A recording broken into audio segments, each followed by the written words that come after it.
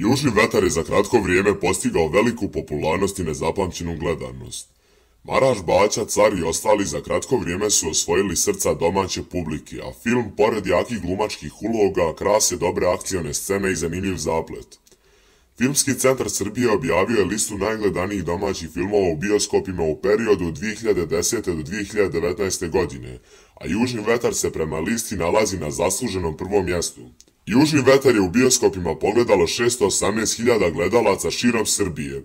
Redatelj i scenarista Južnog vetra Miloš Avramović izjavio je da mu je posebno drago što je ekipa Južnog vetra vratila publiku u bioskope i da je Južni vetar donio potpuno novi talas u srpskoj kinematografiji.